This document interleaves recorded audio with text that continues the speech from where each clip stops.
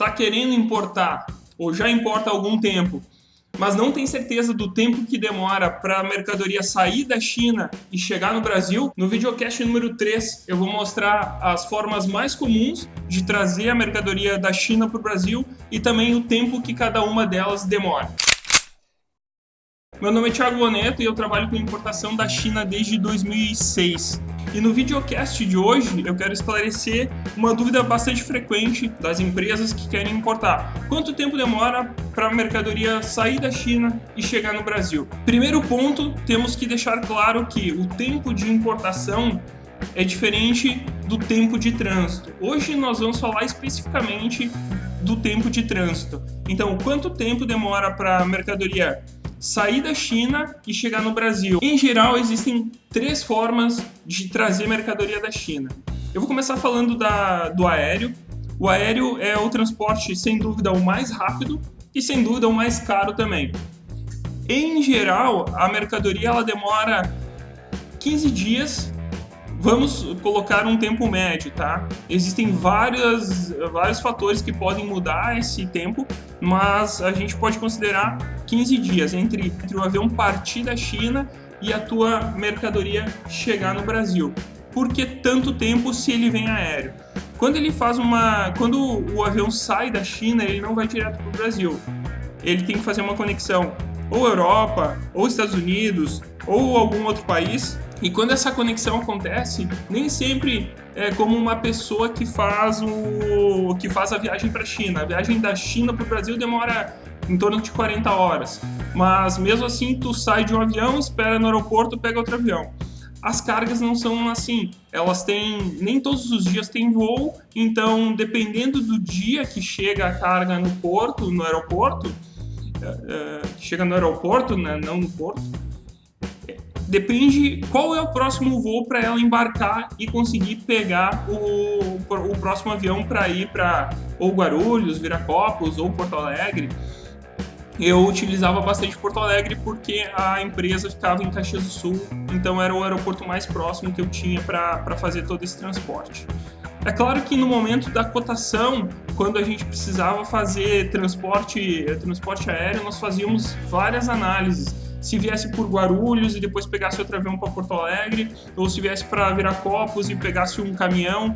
Então, nós fazíamos várias análises e geralmente caía Porto Alegre pela questão de frequência de voos, logística, custo e tudo mais. Então, em resumo é isso. Demora em torno de 15 dias para sair da China, uma vez que embarcou na China, para chegar no armazém da empresa. O custo ele é muito mais alto do que um transporte marítimo, só que por que as empresas utilizam o transporte via aéreo? Em que casos? Primeiro caso, urgência. Quando é muito urgente alguma mercadoria, as empresas utilizam o transporte aéreo. Aqui eu não estou falando de levar amostras, tá? Obviamente amostras para fazer análise, para aprovar produto, elas vão de forma aérea, porque é uma ou duas peças. Quando tu tem produção envolvida, o teu número de peças ele é muito maior. Então tu precisa de um volume grande, e uma vez que tu tem muito volume ou muito peso no transporte aéreo, tu vai pagar 20, 30 vezes mais caro, e às vezes mais, do que o transporte marítimo. Então, esse é o principal empecilho de utilizar o transporte aéreo. Um outro caso, um outro momento em que as empresas utilizam bastante o transporte aéreo é quando o produto ele tem um valor agregado muito alto. Por exemplo, na empresa que eu trabalhava antes, era bastante utilizado o transporte aéreo porque eram componentes eletrônicos. O componente eletrônico ele tem um custo muito alto e a produção também ela é muito dinâmica. Então, nesses casos, nós utilizávamos muito o transporte aéreo. Um outro ponto muito relevante nesse caso é que componentes eletrônicos eles são pequenos, então tu pode colocar milhares num pacotinho desse tamanho e aí tu vai fazer uma compra de talvez, sei lá, 30 mil dólares num pacote pequeno e o custo do transporte vai dar $1.000. Então, nesses casos, vale a pena fazer uma importação aérea. Agora, quando tu trabalha com volume, Por exemplo, se tu vai importar lixeira, uma lixeira de aço inox, não faz o mínimo sentido tu trazer uma lixeira ou um lote de lixeiras por via aérea, porque tu vai pagar, sei lá, 50 mil dólares num transporte de uma quantidade que poderia caber num container de $1.000.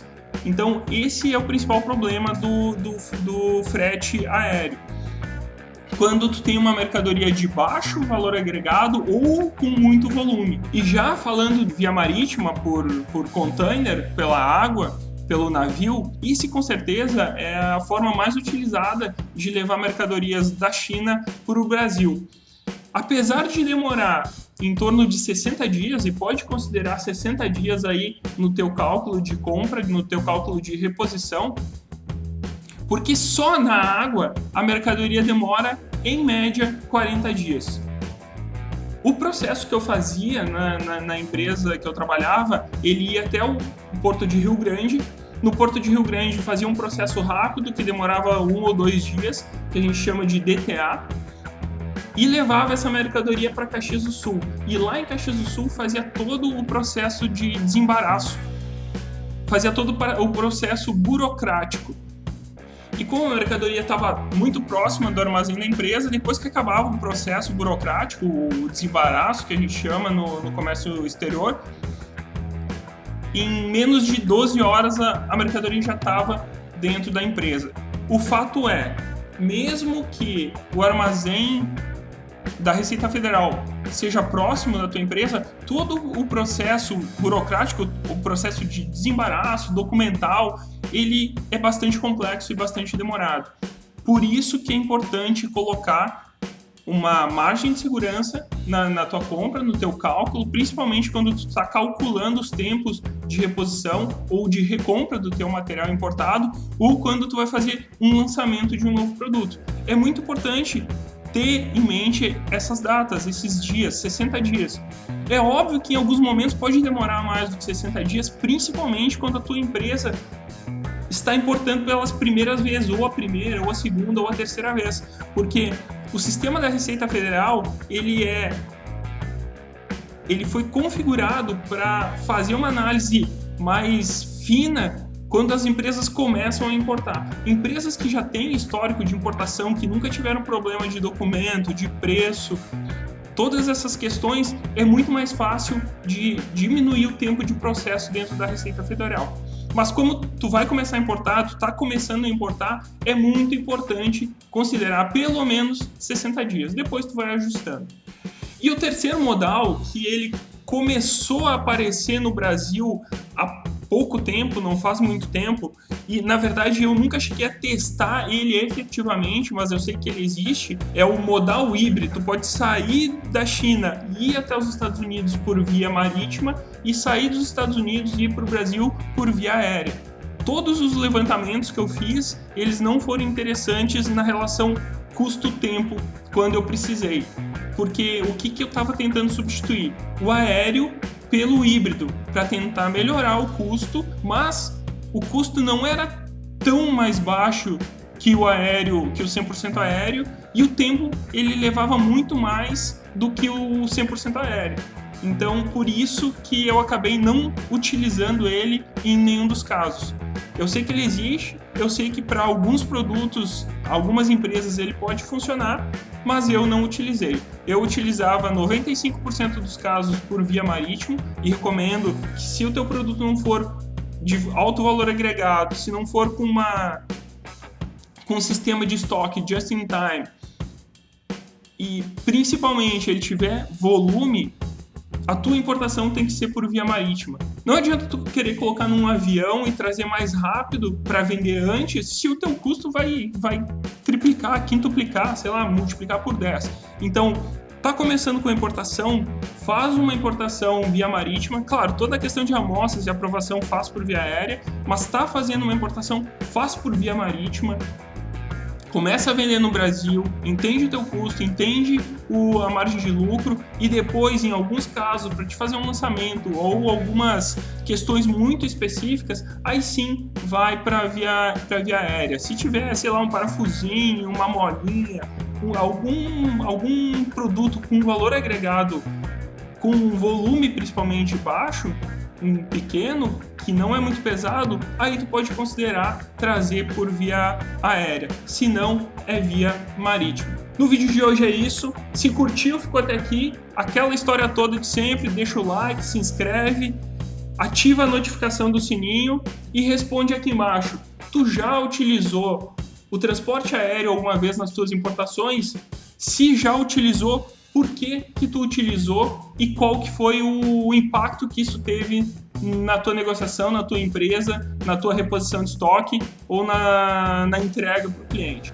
Se estiver buscando uma empresa para te assessorar na importação, desenvolvimento de fornecedor, controle de qualidade, levantamento de custos, logística, eu vou deixar um link aqui embaixo para te entrar em contato comigo e ver se eu posso te ajudar de alguma forma. Tá certo? Um grande abraço, te vejo no próximo vídeo. Tchau!